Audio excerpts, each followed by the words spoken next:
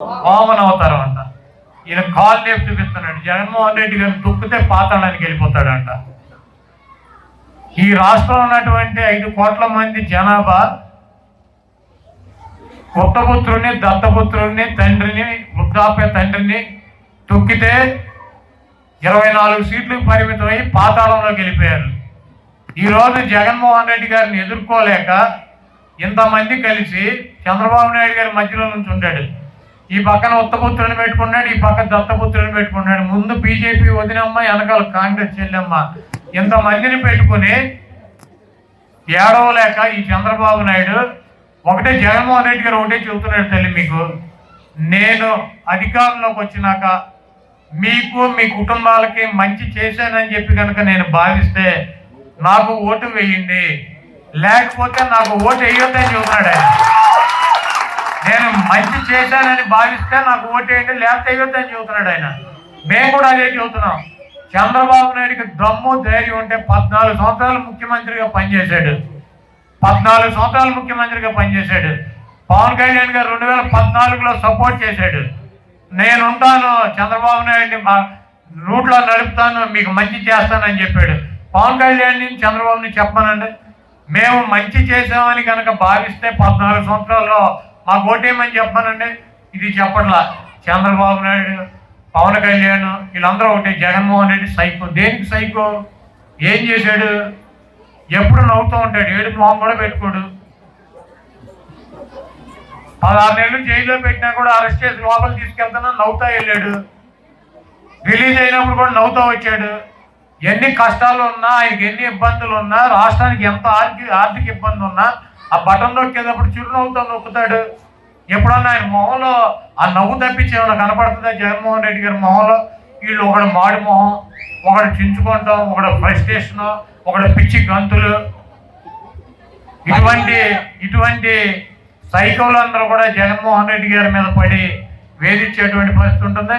తప్పకుండా మీ అందరూ పైన ఉన్నటువంటి భగవంతుడు ఆశీస్సులు జగన్మోహన్ రెడ్డి గారికి ఉన్నాయి. ఈ రాష్ట్రంలో ఉన్నటువంటి 5 కోట్ల ప్రజల ఆశీస్సులు జగన్మోహన్ రెడ్డి గారు ఉన్నాయి. సూర్యుడు తూర్పులో ఉదయిస్తాడు, ఒకవేళ పడమర ఉదయిస్తాడేమో నాకు తెలియదు, కానీ జగన్మోహన్ రెడ్డి గారికి ఉన్నటువంటి ప్రజాబలం ముందు మే ఆఖరికి జగన్మోహన్ రెడ్డి గారిని ముఖ్యమంత్రిగా ప్రమాణ స్వీకారం చేయకుండా ఆపగలిగినటువంటి సత్తా, దమ్ము ఉన్నటువంటి మగాడు ఈ రాష్ట్రంలోనే పుట్టలేదు. జగన్మోహన్ రెడ్డి గారు నమ్ముకుంది ఆ పైన ఉన్నటువంటి దేవుణ్ణి, ఇక్కడ ఉన్నటువంటి ప్రజల్ని. నేను మంచి చేస్తే నాకు ఓటేయండి చెప్పి దమ్ముగా, ధైర్యంగా మాట్లాడగలిగినటువంటి ఏకైక ముఖ్యమంత్రి ఈ భారతదేశ చరిత్రలోనే జగన్మోహన్ రెడ్డి గారు.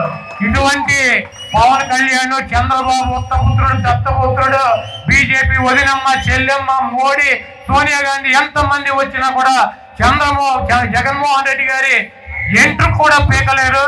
ఈ రాష్ట్రంలో జగన్మోహన్ రెడ్డి గారిని అధికారంలోంచి ఎంచగలిగినటువంటి శక్తి, సామర్థ్యాలు ఎవరికీ లేవు. మనందరం కూడా అండగా ఉందాం, జగన్మోహన్ రెడ్డి గారితో నడుద్దాం, జగన్మోహన్ రెడ్డి గారి వెంబట ఉందాం. జగన్ అన్నకి తోడుగా, నీడగా ఈ 58 నెలలు ఆర్థిక పరిస్థితులు, కరోనా, డబ్బులు లేవు, ఆదాయం పడిపోయింది. ఏ రోజైనా వంక పెట్టి ఒక్క 5 పైసల పిల్లలు చెప్పినటువంటి మాట నాపాడా? అదే ఈ దుర్మార్గుడు చంద్రబాబు అయితే ఏం చేసేవాడు? కరోనా కష్టాలని ఇటు తిని దున్నపోతు నాకు ఇంట్లో పడుకుని డబ్బులు లేవని చెప్పి మా అన్న బస్సులు పడుకోబెట్టేవాడు. జగన్మోహన్ రెడ్డి గారు ఏం చెప్పాడు? కరోనా అంటే బ్లీచింగ్ పౌడర్ చల్లుకోవాలి, టాబ్లెట్ వేసుకోవాలి, దాంతో సహజీవనం చేయాలన్నారు. మొత్తం కామెడీ చేశారు. ఆఖరికి ఏం చేశారండి వీళ్ళందరూ? అదే బ్లీచింగ్ పౌడర్ కొట్టుకున్నారు, డోలో టాబ్లెట్ వేసుకున్నారు, మూతికి మాస్క్ పెట్టుకున్నారు. మా చంద్రబాబు నాయుడు గారు అయితే అంతరిక్షం నుంచి వచ్చినట్టు పెట్టాడు. మాస్కులు, గీసుకులు, ప్లాస్టిక్ కవర్లు పెట్టి తిరిగాడు. కాబట్టి మీరు ఒకటే ఆలోచించుకోండి, ఈరోజు ఎస్సీలకు కానీ, ఎస్టీలకు కానీ, బీసీలకు కానీ, మైనార్టీలకు కానీ, అగ్రకులాల్లో ఉన్నటువంటి పేదలకు కానీ న్యాయం చేసేటువంటి వ్యక్తి జగన్మోహన్ రెడ్డి గారు. ఈరోజు ఆయన ఇచ్చినటువంటి పార్లమెంట్ సీట్లు చూసుకోండి.